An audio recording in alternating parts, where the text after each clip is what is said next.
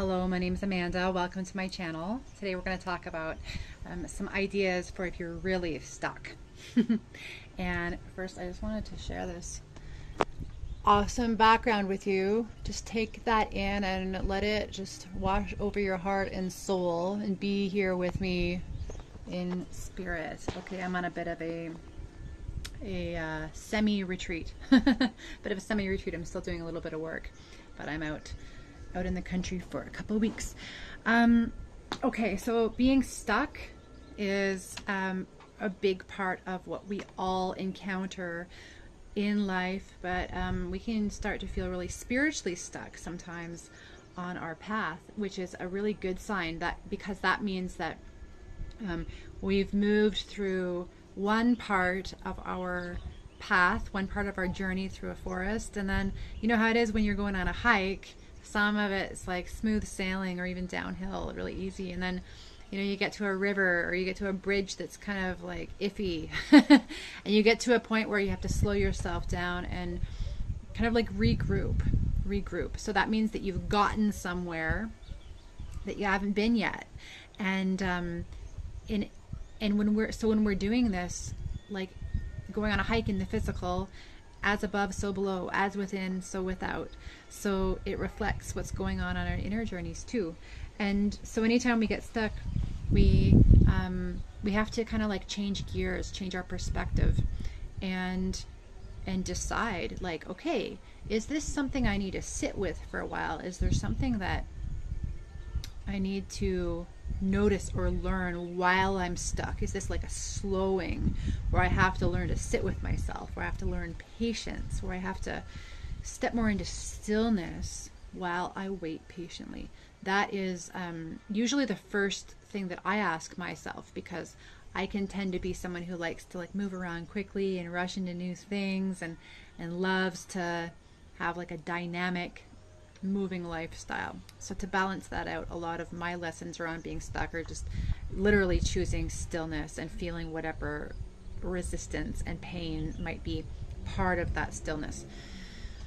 Beyond that, sometimes we feel intuitively, if we've been stuck for a while, that we need to shake things up somehow. And this doesn't mean running off to the races, but it means we have to make use of spiritual technologies that can support us to kind of like wiggle a little bit out of that stuck place. Imagining a butterfly coming out of a cocoon, and the stillness is over. There's like a sense in that caterpillar butterfly that the stillness is over, so they've got to like wiggle around a little bit. And so if you're like, I feel stuck, but it's been a while and I'm ready to wiggle, what can I do? I'm going to share with you a couple things that I do, and in case one of them resonates with you. And do drop in the comments if you have kind of like a go-to, if you've been really stuck for a long time and you reach on the outside of yourself for a way through. Share with us. For me, the number one thing that I have done in these last years is go on retreat. More recently, it's been just like silent retreats, personal retreats, getting out of town and being somewhere that's like quite isolated in nature, where I could kind of get away from the hustle bustle and allow myself to feel more expansive and quiet, and go maybe more deeper into gentle meditations and do some of my practices in places that are also quite still. But when I first started going on retreats, my first one was in 2018. Yeah, 2018, I think. I went on a meditation retreat, and I had never been on one before, and I had never been interested in going on a retreat before. But when I heard about it, or I think I came across something on the internet, I had like a full body yes. There was something in me that was like, yes, this is something that a lot of parts of myself are wanting. I don't even know what to expect when I get there. And I don't really like meeting a lot of new people at once. I can get overwhelmed. I can be shy, but I'm going anyway. Like, I feel that inspiration. I didn't have enough money to go. I was in a bad place financially and my credit cards were maxed out, but I contacted the organizer and they agreed to a payment plan. And off I went. And I remember meeting the organizer when I got there, and it was a pretty magical moment for me. She was someone who I had never met before, and she walked up to me and looked me in the eye, and her focus was like 101% on me and making eye contact and being present. She had a smile on her face as though she knew something really magical and exciting was about to happen. And she welcomed me, and she was genuinely glad that I was there. She was genuinely glad that I had chosen this retreat to be on it, like a short journey with her and the others. And so I relaxed right away. I was like, okay, this person's got some kind of a sparkle that I don't. Whatever she's up to, I'm glad to learn from her and be part of this. And I met a couple of other people on that retreat. Ended up, those meetings led to other things, over the years. So you never know who you're going to meet. You never know what kind of a new experience or practice is going to be available to you as part of like a retreat program, and how that can alter your future timeline.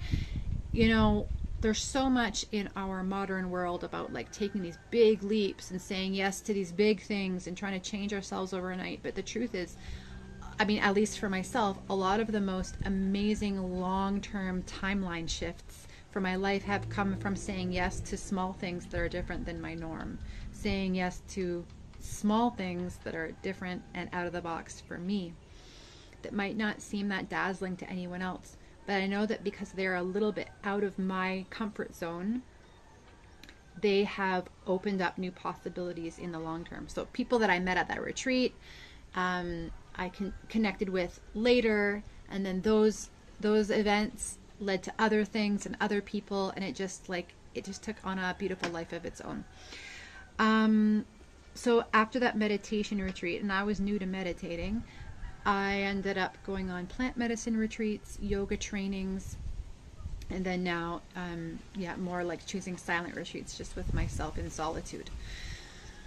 So I really believe in the value of retreats to take you out of your ordinary routine, ordinary reality. We can get very stuck in our ritualistic routines in the West, where we're like in a schedule. It can be very rigid. It can be a lot of indoors time. It can be hard to stick to our discipline and our practices without others around that are really committed. And so you're stepping out of this routine that's, you've had enough of. You're stepping into nature. Someone else is cooking for you, probably really healthy food. And you're surrounded by other people that are, on a similar path. And there's a lot of strength in that. There's a lot of momentum and motivation to not be the one who's alone with these kind of values. And maybe one of those people turns out to be like a kindred soul, somebody that you're in touch with after the retreat. And so these are all possibilities and potential. I just want to kind of share those out there right now, because these are common things that happen for people who go on retreats. We're investing in ourself, in our own self-love, and honoring our life.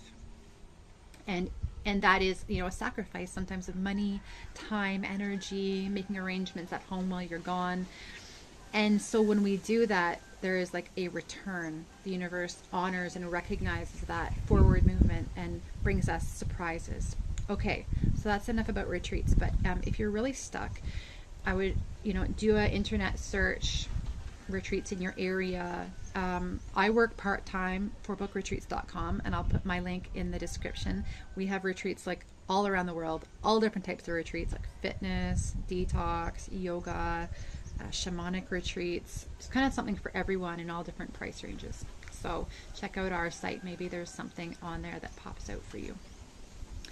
And number 2, this is more part of the shamanic path that I am on, but this is something that resonates with some people, and for me personally, it's like a very deep way of getting unstuck. I could sit here and make videos for hours about this topic and my experiences with this practice, which is called Vegetalismo Plant Dieta. Vegetalismo Plant Dieta. It comes from Peru. It's an ancient practice that people have been doing down there. I call it a technology, like an organic technology, that does take a little bit of a sacrifice. It does take a little bit of a commitment, but the returns have been priceless. So quickly, if you've never heard of that, which most people haven't, this practice in Peru is done by people who are wanting to deepen their connection with plant spirits, allies, spirit guides. And it involves down there, in its more ancient and traditional form, a person going out into the jungle and eating one meal a day on a very restrictive diet. This restrictive diet, it's like a semi-fasting state that puts you in an altered state of consciousness, but you're still present and here. There's no psychoactive plants going on. And after a few days or weeks on this diet, a person is in more of a dream-like state, a little bit more of a dreamy, easy to meditate existence. And what they do is they drink every day a specific tea, the tea of a plant, a non-psychoactive plant. And in those weeks or months, they're in this practice in the jungle.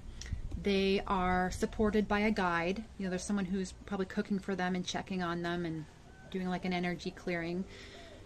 And they drink this tea of a very specific plant. There's lots of different plants that are used. The tea is usually selected by the guide, or the person knows that they're kind of drawn to this, to work with this specific plant spirit. And a few times a day drinking this tea. And at night, the dream world opens up quite wide. And instead of having kind of confusing run-of-the-mill dreams, they are very much in connection with their spirit guides, with the spirit of this plant, receiving teachings, receiving healing, receiving clearings of their energy body, maybe even hearing and learning songs from the spirit world. There's a lot that goes on in the dream state. And it's usually connected to the qualities and the essence of the plant that they're working with. For example, when a person works with rose, they go into isolation and they drink their rose tea every day, and they start to feel the qualities of the rose plant spirit. That was my first dieta. And, you know, the person would feel kind of like a soul warmth, a heart warmth. Rose works with the heart. It can bring forth grief that is stuck in a constricted heart, and you can move through like difficult grief that really wants to move out of you and heal. It can teach you about boundaries. It can teach you about boundaries. And that is like the thorns of the rose. The thorns of the rose teach us about boundaries. Here in the West, we don't go out into the jungle. We don't go into isolation for months at a time. We still can do this practice, but it's a little bit modified so that we can still go to work and be around people. We follow the diet restrictions, which are typically like no salt, no oil, no added sugar, no super sweet fruits, no fermented food, no citrus, no alcohol, no cannabis, no sexual activity, no powerful media. Like, you can still check your media, but you really are in a bit of a digital detox, and no extra social commitments.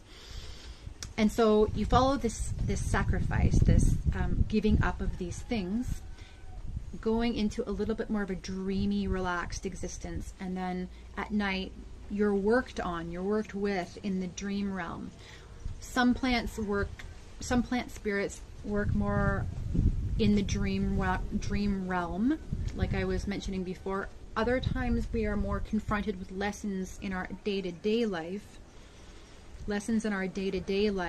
that reflect the plant's teachings. So certain situations will pop up in your regular life with people that will cause you to have to confront issues that will teach you some of the lessons from this plant. Each plant has its own qualities and characteristics. We talked just about a rose here. The most recent dieta that I did was with mugwort, the plant mugwort. and that was selected for me from my guide. There's some people that I work with, they do Zoom calls, and they help guide you through these practices, and I'll put their link in the description in case you're curious and you wanted to find out more. Mugwort was the one that I used, and I was in a 3-week long dieta recently. It was my fifth dieta I've ever done, and the first 4 I've always just kind of kept to myself. You know, they're very sacred to me, but this one for some reason felt like what happened had gone deep and landed very quickly, helped me to get very unstuck in certain areas, and I feel really like I wanted to share about it, and I've never really wanted to share about this practice before. Mugwort as a plant spirit, it comes with she is like a feminine grandmotherly feel. Some of the qualities that mugwort can bring in the context of a plant dieta is like, number 1, opening your dreams. Even if you're not in dieta, drinking mugwort tea can really open up your dreams. You have excellent dream recall, very vivid features to the dreams, often like emotions and sensations in the dreams that are very real. And sometimes you can wake up from the dream, still be in your room and see your bedroom, but still the characters and the beings that were part of the dream are present for a short time with you in the room. So you're like awake, but you're like, okay, yeah, that just happened in the dream. This is the last thing that they're showing me before they fizzle off, which can be really cool. Your meditations can go quite deep because of the diet restrictions, especially the no salt. And the dream world can open quite widely. The grandmotherly, strong essence of this is very helpful for people who feel alone or in some way vulnerable in life, usually based on trauma or based on life circumstances. But we can feel very alone, especially in the modern world. And reconnecting with nature, this is one way that I reconnect with nature, is through the plant spirits. You feel the presence and the strength of the mugwort spirit. And this mugwort is known to help with healing the nervous system. It does it in different ways, but one of the ways that it supported me was actually causing me, and this is typical of the plant spirits, it's not always an easy path, but causing me to face some of my fears that were very old. Sometimes fears from like my ancestors, stuff my grandma and my parents were afraid of that I never really thought about, but they actually live in me. So doing some ancestral healing. Facing fears from my childhood, like being confronted with dreams and nightmares that I haven't had since I was like 3, that had been like stored in the subconscious. But this time, not being afraid of these things in the way that I had been in the past, because I wasn't alone. I could feel that strong, confident, no-nonsense strength of the mugwort spirit. So even though it rattled my nervous system to kind of feel and release some of these fears, I felt so much better about doing it and not adverse to the terror that those things had held for me in the past, because I wasn't alone. And a lot of times when we're actually fearful of something, we have a fearful memory, it's not because it was like a real danger for us, but we experienced it alone. We experienced it without support in our past. And that's why it was so scary, Kids really benefit from being extremely supported when they're going through something frightening. And so healing in the nervous system by this process with the mugwort really helped fine-tune some of the unfinished business that I know that I've had in the nervous system. So it works in the nervous system. It can help with women's hormones, menstruation problems, that whole kind of thing. And it can also, mugwort is known in some traditions as like the mother of the garden. So it can actually introduce you to other plant spirits in the dream that you might want to work with in the future, or that might hold some kind of healing benefit for you to use like in your day-to-day life. So you can have encounters with other plant spirits too. And for me personally, it has opened up a lot of an ability to sink into my writing, to sink into my art, in ways that sometimes I feel too frazzled to do in regular life. It puts you in a state where it's very easy to slip into some of your creative gifts, especially if they're usually hard for you to access. And so that was another pretty awesome gift. There have been so those are kind of some general plant dieta and like mugwort themes that can happen. I'll share with you a couple of specific gifts from this dieta that I feel called to share in case any of these concepts are something that you need to hear about at this moment. The first one is kind of simple but kind of special, and it's around the journey of self-love and self-acceptance. And the plant spirit showed me that self-love and self-acceptance, they've got a lot of people find those things to be really challenging, even those phrases. But the term honoring your life can be a little bit easier for people to integrate. That no one can or will honor your life the way that you can honor your life. Not because people are bad, but because people don't have the capacity to fully see you, even if they are someone who really loves you. They can only see what they can see. They can only see what you've shown them. There's no one else who has been through what you've been through in your shoes and through your eyes. And so it's impossible for another person to love and honor you in the way that you have the potential to. And so kind of stepping away from the term self-love and self-acceptance into honor, into honoring, like what would someone who really honors all parts of their life, the good, the bad, and the ugly, what would they be doing right now? How would they be tending to themselves today? Where would they be seeing yes or no? Like, what is the most honoring thing that I can do today? And what is the most honoring way that I can view my life as a big picture, as a whole? So, yeah, number one is honor. Honoring your life, because no one else is going to be able to do it like you. Number two is living out the you, parts of the you that you were when you were a child. And a lot of us have a hard time remembering. A lot of this can be really lost to us, but in the container, in the context of a plant dieta, it can come back to us.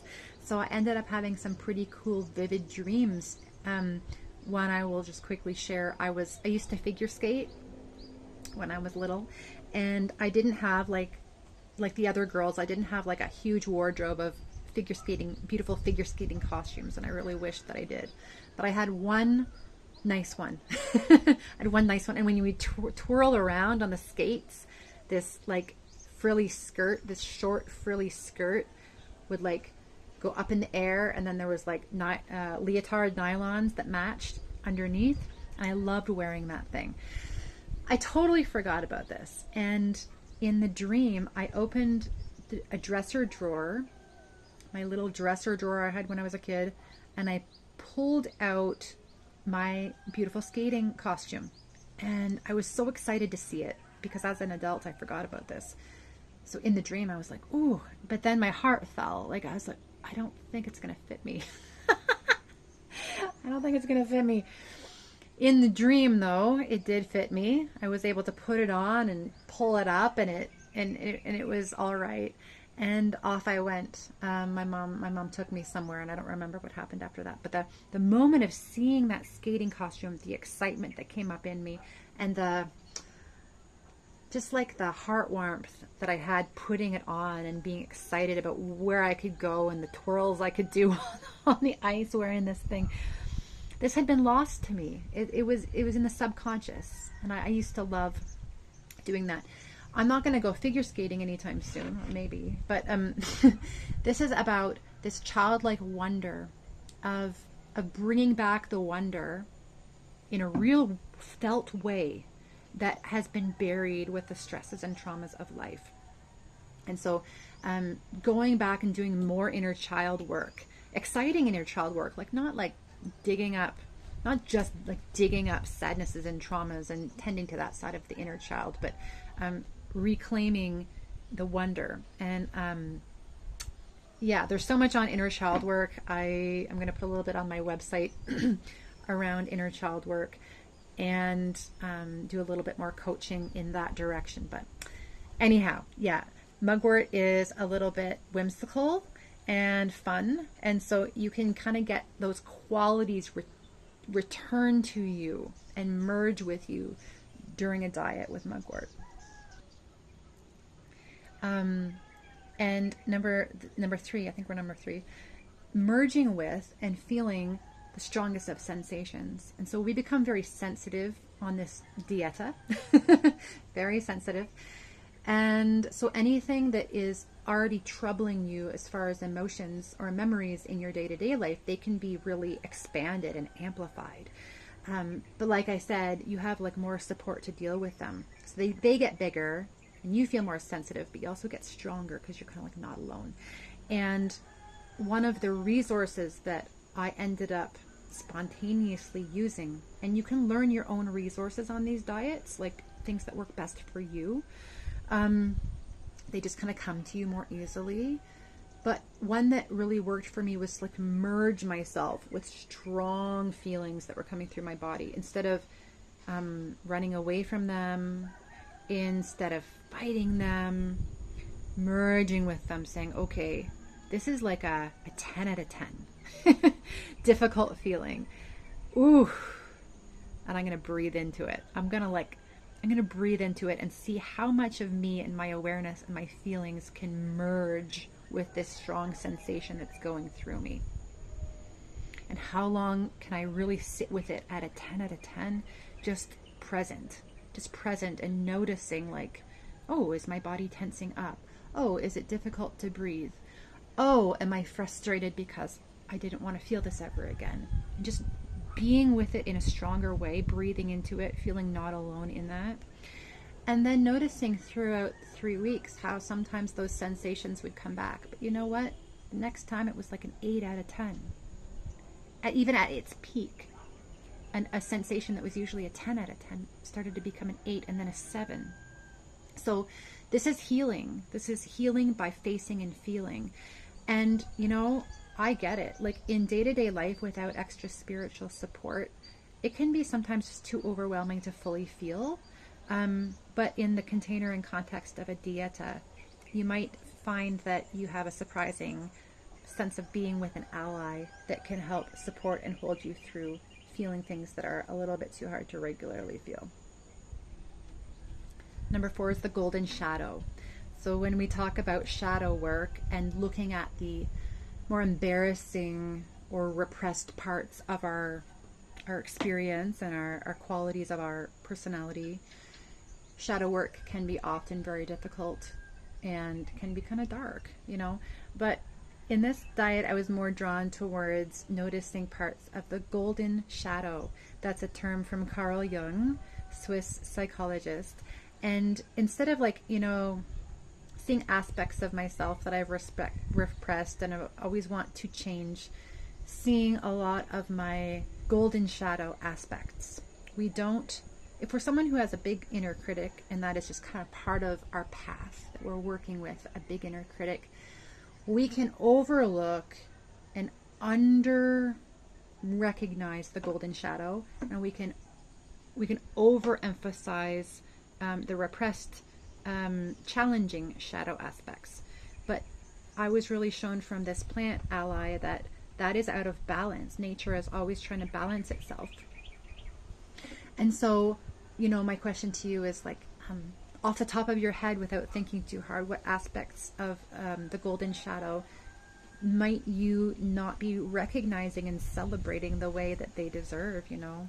Are you somebody who is really good at sitting with pain, the pain of yourself and other people's pain? Are you somebody who is a great listener, who is carefree and can be childlike and silly and just let loose? Are you somebody who is very tender, not weak, but tender, and can like empathically sense what is needed in your environment, how to bring balance to your environment?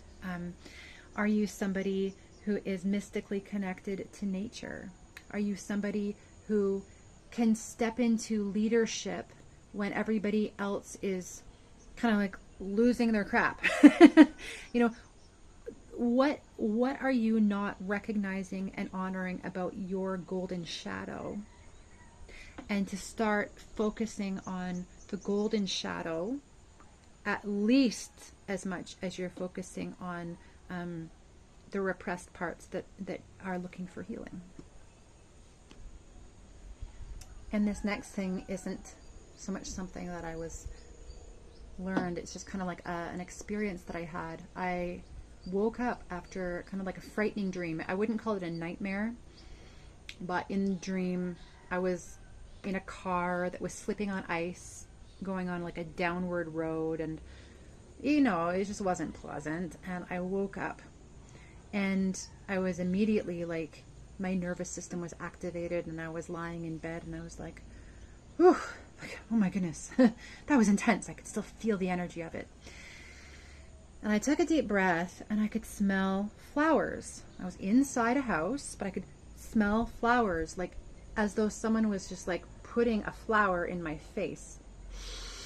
And so I took a deep breath, and the deeper that I would breathe and smell this flower, the less my nervous system was activated. So I kept taking deeper and deeper breaths.